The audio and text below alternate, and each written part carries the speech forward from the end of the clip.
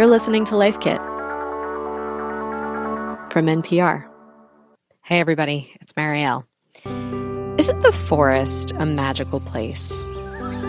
Like when you really venture into the woods and you see these century-old trees towering over you, sunlight twinkling through them, and spiders weaving their elaborate webs.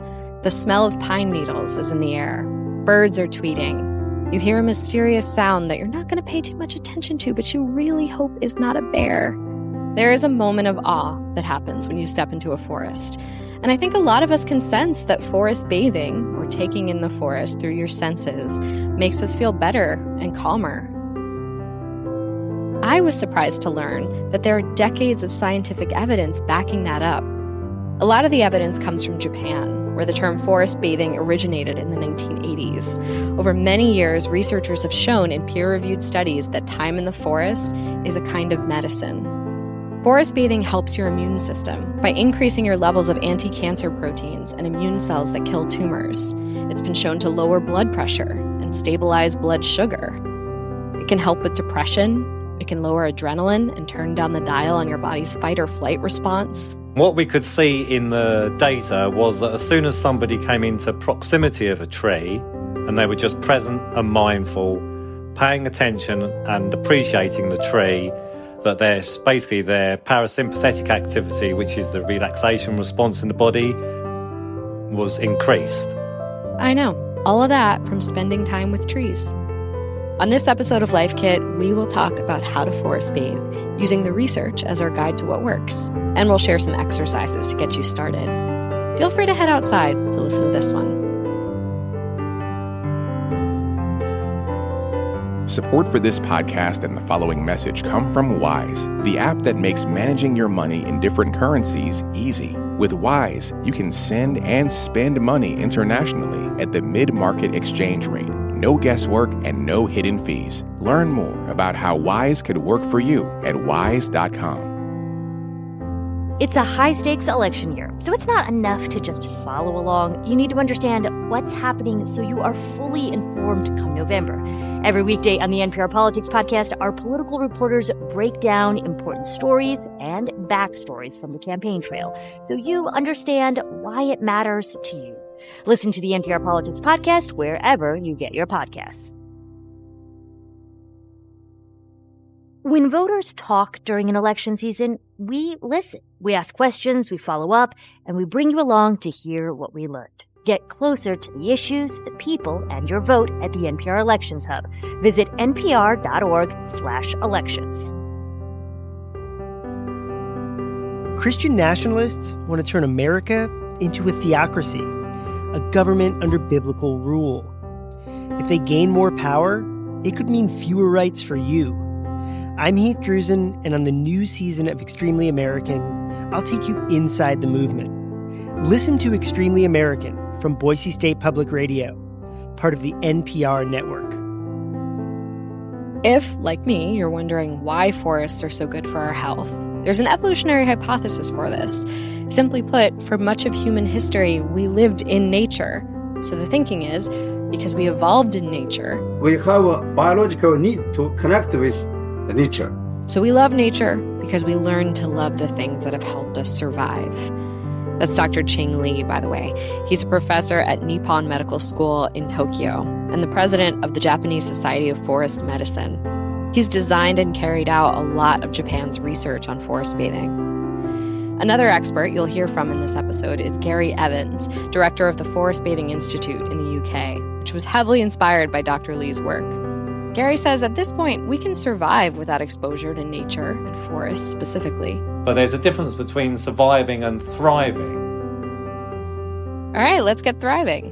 We're going to start with some forest bathing basics. Gary says a lot of the time when we head to the woods or a hiking trail, nature is a backdrop. It's secondary. So we might be walking and talking with a friend, running, cycling, horse riding. But he says if you want to get all the benefits of forest bathing, your primary focus should be connecting with nature. So takeaway 1, really let yourself bathe in the forest. It's kind of like bathing in your tub.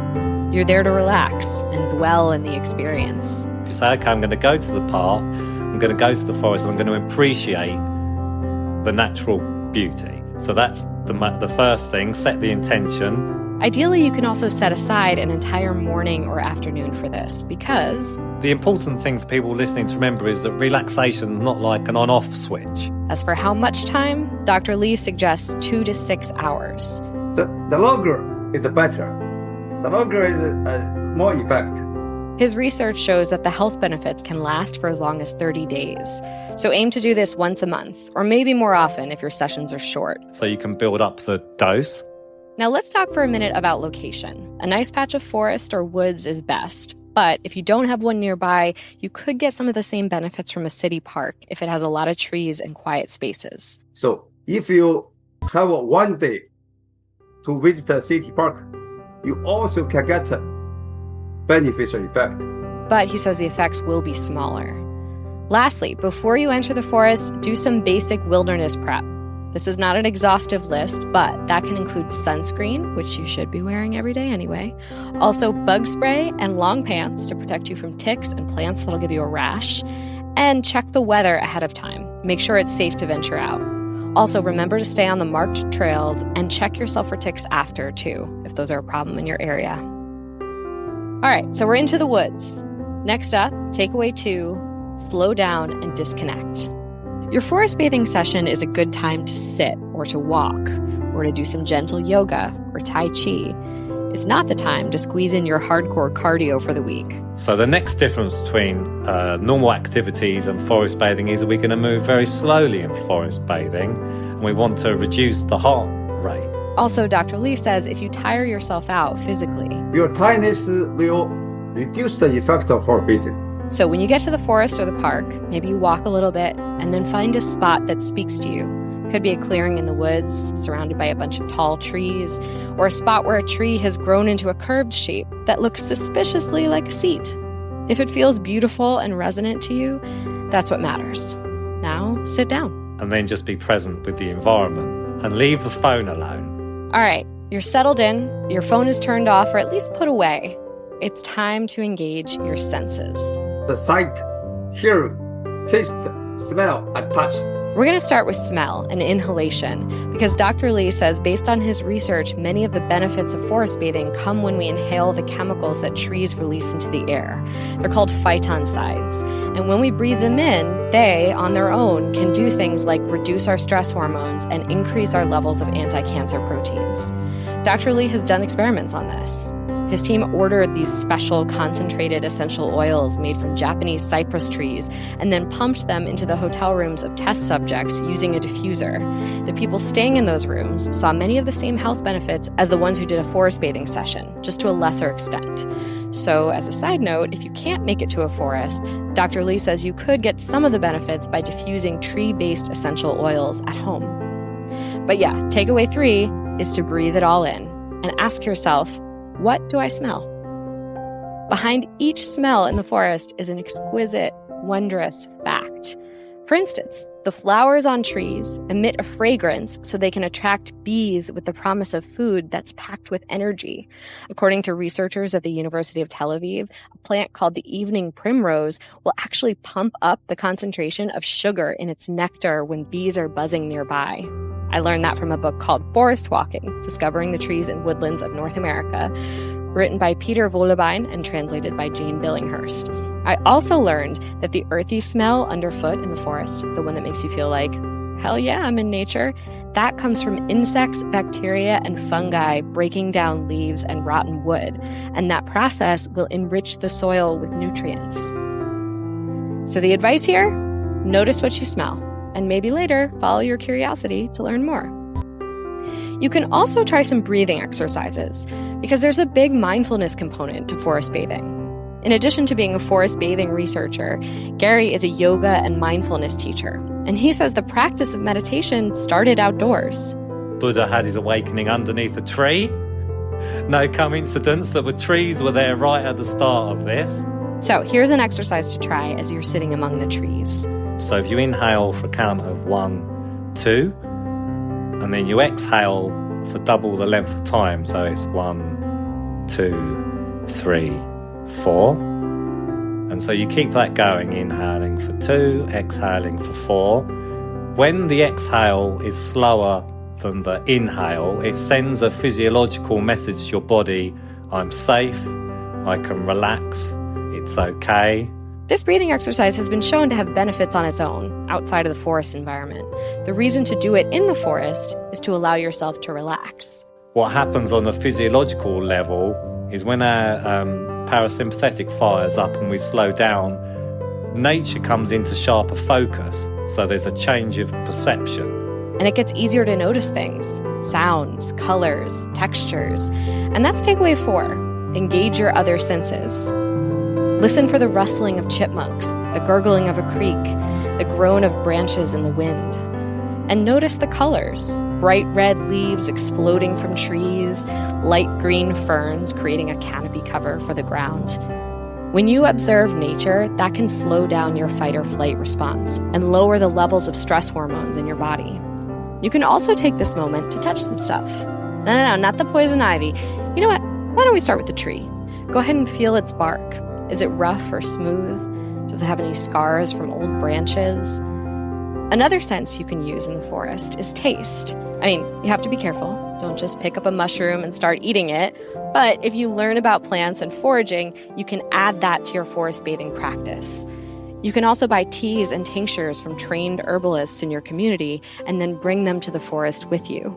Lucretia Van Dyke is an herbalist, a ceremonialist, and author of the book African American Herbalism, a practical guide to healing plants and folk traditions. I always laugh. I'm like, at this point in my life, I'm so into herbalism that if you can't talk about plants, I don't really know what to talk about anymore.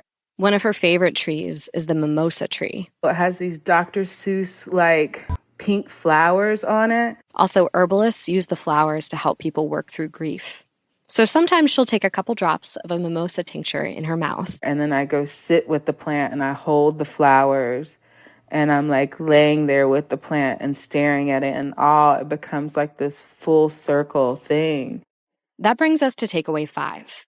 Go deeper. Work with the forest to process what you're going through.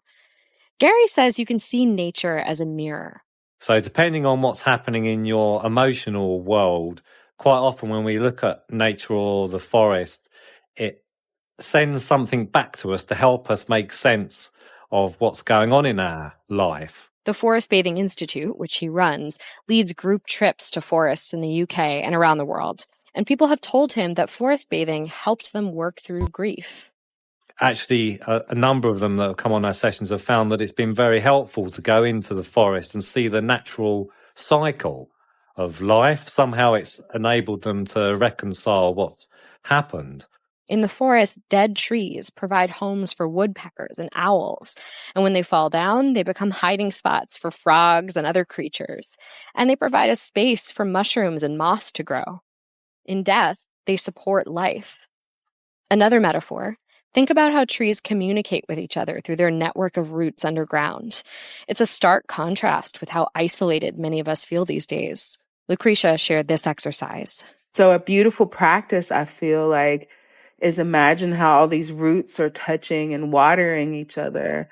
And if we need to like imagine, even energetically, like my family lives in North Carolina and I'm in Louisiana. So energetically, like, when I imagine that tree and touching that tree, I can imagine myself and my spirit being at home with them. And if you want to try something a little more spiritual, while you sit in the forest, ask a tree or a plant to tell you about what medicine it holds. Let me feel, your medicine. Let me understand your medicine. Because that's a lot how the original people did it. It's not like they had a book way, way, way back in the day that told them this plant does this plant does that. And then you can always compare what you imagine to a book. When you spend time in nature and around trees, that can also be an opportunity to think about the folks who came before you, whether that's deep in the forest or even in your neighborhood. Lucretia told me about the Treme district of New Orleans, known for being among the oldest African-American neighborhoods in the country. And it has been, cut in half by a highway. And it's also been, very gentrified. She likes to look at the neighborhood's oak trees, draped with Spanish moss, and imagine, what have they seen? I try to imagine, like, the old Creole neighborhoods and how people of color came together and watched each other's children and built what is now revered today as the birthplace of jazz. Like, those trees have heard some of the original jazz greats ever. She thinks of generations of kids playing and families sprawled out under the trees.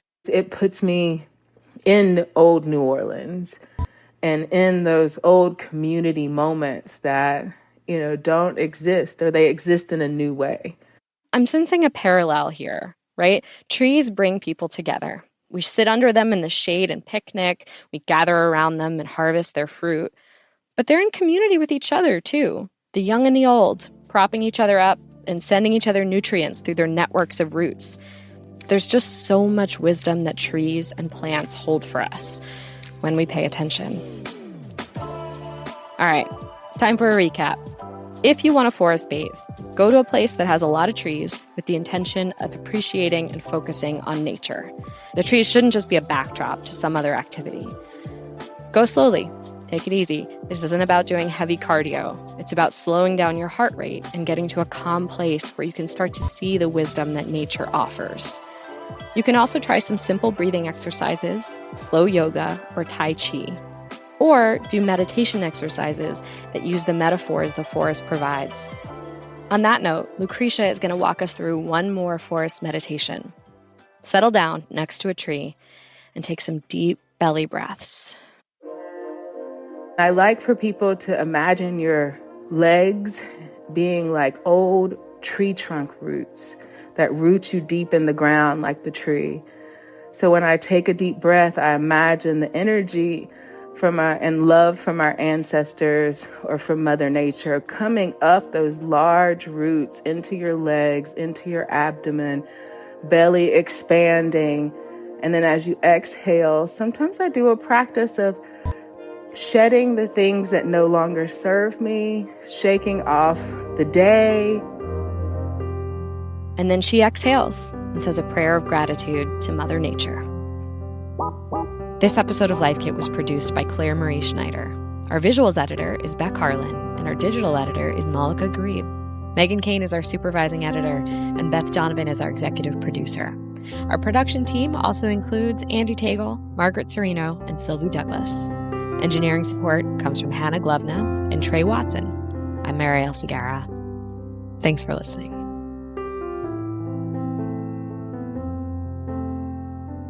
The candidates for November are set. I know Donald Trump's type. Between now and Election Day, we are not going back. A campaign season unfolding faster. Kamala Harris is not getting a promotion Than any in recent history. Make America great again. Follow it all with new episodes every weekday on the NPR Politics Podcast.